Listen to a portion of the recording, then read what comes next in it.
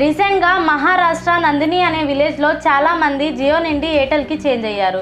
దీనికి రీజన్ ఒక ఎలిఫెంట్ దీని పేరు మాధురి. ఇది చిన్నగా ఉన్నప్పుడు అంటే 3 years ఉన్నప్పుడు ఆ ఊరి వాళ్ళకు దొరికింది. అప్పటి నుంచి ఆ ఊరి వాళ్ళు అందరూ ముస్లిం, హిందూ అని ఎవ్వరూ తేడా లేకుండా ఎలిఫెంట్ని చాలా బాగా చూసుకునేవాళ్ళు. అయితే తర్వాత 30 years తర్వాత ఆ ఎలిఫెంట్కి హెల్త్ ఇష్యూ అనేది వచ్చింది. అలా వచ్చినప్పుడు వంటారా అనే జూ పార్క్ వాళ్ళు, అంటే వీళ్ళు యానిమల్ ప్రొటెక్షన్ కోసం ఉంటారు. ఇది ఒక అంబానీ వాళ్ళది ఈ జూ అనేది. అయితే వీళ్ళు ఒక పిటిషన్ వేసి ఎలిఫెంట్ని ఆ ముస్లిం ఫ్యామిలీ నుండి లీగల్గా దాన్ని వంటారా అనే జూకి తీసుకువెళ్ళారు. అయితే దాని హెల్త్ మంచిగా చేయడం కోసమే తీసుకెళ్లారు.